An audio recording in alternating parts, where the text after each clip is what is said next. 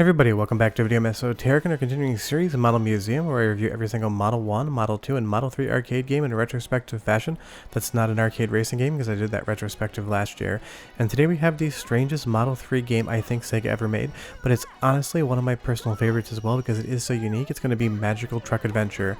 This is running on the Step 2.1 revision, the most powerful version of the Model 3 around, and on the Supermodel emulator in HD. It absolutely looks spectacular. Now we've gone through so many different Model 1, 2, and 3 games, like light gun games, fighting games, and beat 'em up, so Magical Truck Adventure stands alone in its own unique genre. It is as close as it possibly can get to Rail Chase 2 without having any light gun mechanic whatsoever. And you've never seen a cabinet for this game. It was a gigantic rail truck that you had to pump back and forth with your arms to make that go. Now I am using an analog stick, which makes it a lot easier. There's definitely not as much weight on it, but this is basically a quick time action game under the guise of a pump racing game. I really don't know what genre this would even be. Leave me a comment down below and tell me what you think it's going to be. It's like a rail shooter except without the shooting. But it's such a fun game, it's so unique, it's so different, it's so colorful and whimsical, and it's also one of the quickest games to pick up and play on the Model 3. And I highly recommend the Supermodel emulator if you've never checked it out before. I will leave a link to a tutorial for that below. And you will see in the first level here, we need to outrun this train. Now depending on your performance in Magical Truck Adventure, you're going to see one of 4 different endings and one of 3 different routes. In the first route here, I'm going to show you the best ending, and that requires us to catch up to these 2 guys on the truck that have stolen the gem from us. The gem is what everyone wants in this game, and depending on what route you take and how long you possess it, you're going to change different endings here. So we're moving on to the next area in the game, and that is Safari. This has big Jambo Safari vibes on the Sega Naomi, except first, I see so much of different Sega games in this game while it still feels new and unique. Now in the control perspective, it is quite easy. Pump the analog controller or the actual handle on the arcade cabinet up and down to progress. If you want to turn right, don't do anything, the game will do it automatically. If you want to lean left, all you do is hold down the action button, and if you tap it again, you're going to jump. So basically, it's just kind of like a rhythm game without any music whatsoever. Jumping over these wildebeests here, the better you do, the better off you're going to be in the future, because now all we need to do is stay away from our pursuers, and that's going to get us to the best third stage and the best ending. He's going to slap the butt of all of these different rhinos, and they're going to come charging at us. You will see at the bottom here we do have a life bar. Once that reaches 0, you're not going to be able to continue. The game ends there. You need to save the life bar all the way to the end, and you will see that I missed one of the events here because I did get hit by an alligator. Some of the endings are dependent upon how well you do in a level. Even if you do the right thing, if you make one misstep, you still can lose one of those badges. But in the best ending, we end up in a futuristic city, and this is just such an incredible place to be. I love visually how good this game is. It's so bright, so colorful, almost feels like some of the levels from Sonic Colors when you go through that food bakery area. It just works, but this is where things get very difficult. There's going to be a lot of inputs very quickly, and I am playing this game on normal. If you want to advance the difficulty too hard, this is going to be some of the fastest reaction times you're going to need outside of playing something like Virtua Fighter 3 Team Battle on the Model 3. And it's one of those things, the more you play, the better you get. Suddenly you can 1cc this game very quickly, because that's what I did right here. It is the only game on this entire model retrospective that I 1cc without even thinking about it. And that's because I played a ton of this game at home. I love showing it off when friends come over for game nights. It just has absolutely everything I need. And there is a boss battle in the end of every single stage 3, no matter what route you take, and you just need to avoid all these projectiles. You'll see that I almost lost all my life here, but I was able to finally jump over that last fist, and we got away from our progressors. You're gonna see the best ending in the game outside of doing everything perfectly. Now, if there's one strike I can make against Magical Truck Adventure, and it's not a very big one, is that the story doesn't make much sense whatsoever, and honestly the endings don't make a lot of sense either. But it is an arcade game. Like I always say, just like adult films, there's always a story, but that's not why you're consuming the content. You will see that we got the gem back. What we're going to do is go back through the game, and I'm going to show you the remaining levels and some of the secret features hidden in the test menu that are going to make this even more of a fun experience. But the other thing about Magical Truck Adventure is it has an absolutely spectacular and whimsical soundtrack, so go ahead and listen for like 45 seconds and I'll be right back. And just so you know, to get to the second worst stage in the game, you need to make sure that these 2 dudes here get away. But enjoy the music. Yes! Go! Oh! Oh! Oh, we can't catch up with them! Hey kids, where did you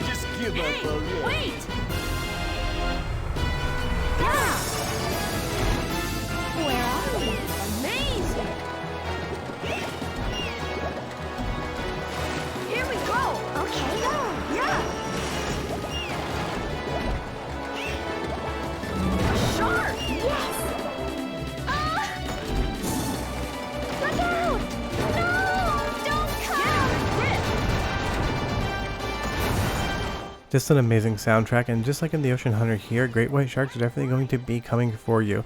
Does this team have a little bit of a crossover with the Ocean Hunter, and these did get released right around the same time, and I can't see any models that seem like they're ripped from one game to the other, but you can definitely tell developers and artists at Sega were in an aquatic underwater mood when they had Model 3 in front of them.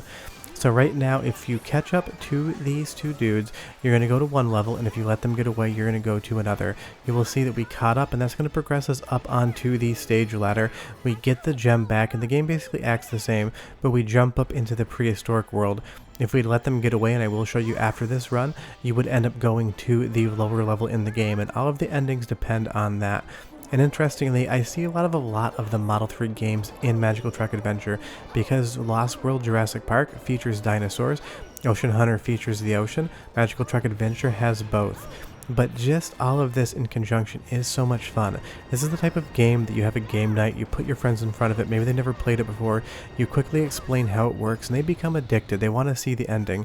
Because the first time you play this game, you are not going to be very good at it, but the second, third, and fourth run through, you're going to start to get better, and by the fifth, you're basically probably going to see the ending, and that is how much fun this game is. It makes you want to come back for more. Every single boss encounter is different and unique. Every single level has so much to look at and so much to navigate around. It is just one of those games. For some reason it reminds me of Parappa the Rapper, and not anywhere visually whatsoever, but probably in the genre. I would call this a music rhythm game, but I would say it's an action rhythm game. But again, if you have any clue what genre this is, tell me down below because I would be curious. And I love that these dudes just pick up these gigantic rib bones from dinosaur skeletons, these fossils here, and just throw them at you. We'll see that we did get away one more time, and we're going to see another ending in the game. But it is interesting that sometimes the endings do overlap even though you've gone a different route. Because if we see what happens here, we hit all of those bones at them, we avoided them, and they're going to be stuck on this windmill right here. Contextually, that doesn't make a lot of sense because the next playthrough in a different set of levels is going to end up with the same ending. And I've never found an ending route map, so if you know of one, leave me a link down below because I would be curious what articulates every single ending. Sometimes they feel like they're random, but I know there is some coding involved in it. And as we go back into the stages, you'll see here that if we let them get away in the ocean level, we're going to drop down to the next lowest level in the game. We didn't catch up, and that's how the route map works. You either get away or don't get away in the first stage, and then you basically have to catch them or not catch them in the second stage, and that's going to depend where you move on that ladder. But I'm going to give you one more taste of the soundtrack because it changes so much between levels. I'll come back and show you some of these special hidden features in the test menu, but enjoy.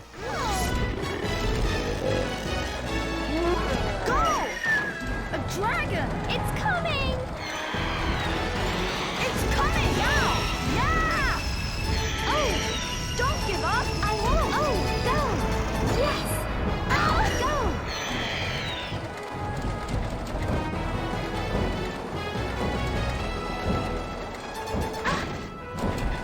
Yeah!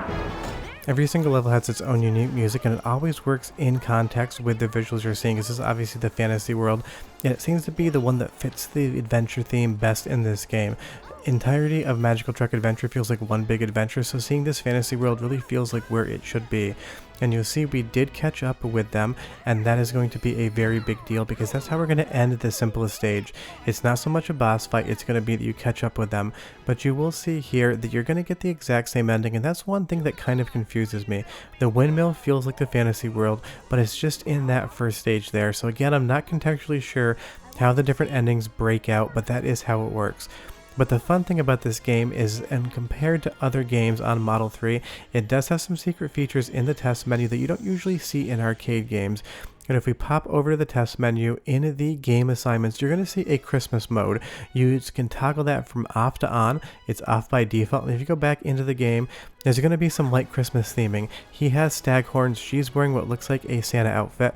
There's little touches here and there. It's such a fun thing to have in an arcade game, a little secret mode. But yeah, Magical Truck Adventure 10 out of 10. I haven't seen an arcade cabinet in a very long time. So if you know of where one is, leave me a comment down below. I would be curious. But if you haven't played this game ever, you 100% owe it to yourself to do so. It is one of Sega's best games in my opinion. We'll see you guys next time. Bye bye.